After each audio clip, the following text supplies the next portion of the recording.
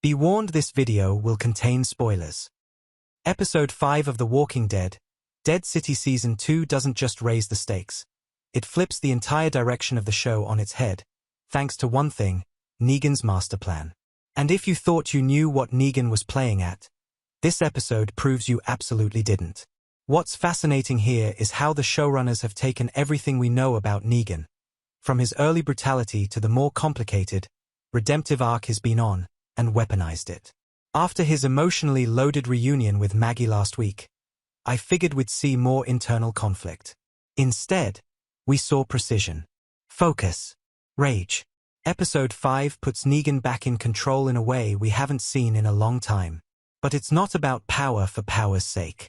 It's about vengeance, strategy, and something much more dangerous, long-term thinking.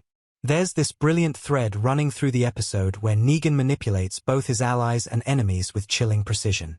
We saw flashes of that old Negan. Slick, confident, deadly, especially when the Croat entered the picture again. But what really cemented it for me was how the show brought back Christus. In the premiere, he felt like throwaway cannon fodder. But episode 5 completely flipped the script on that. Turns out, Christus wasn't just muscle.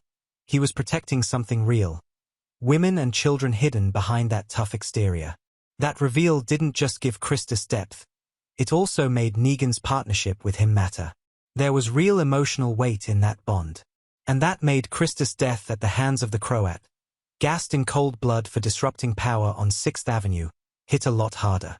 But here's where it gets even more twisted. That loss? It doesn't derail Negan. It fuels him. And it leads to the most jaw-dropping part of the episode. How Negan turns the Croat's own insecurities into a weapon. We've seen this before, back in the original Walking Dead series.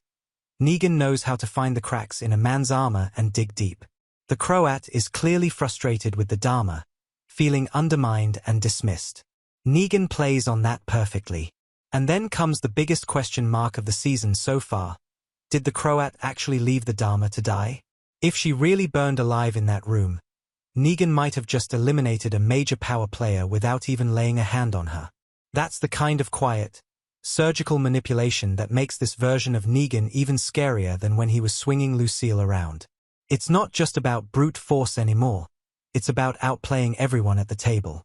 So now the big question is, where does this leave the Croat? Is he in debt to Negan, or walking straight into a trap? Either way, Episode 5 has made one thing clear. Negan is the most dangerous man in Dead City, not because he's unpredictable, but because he's always 5 steps ahead.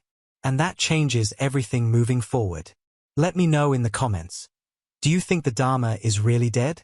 And how far do you think Negan is willing to go to reshape this world in his image?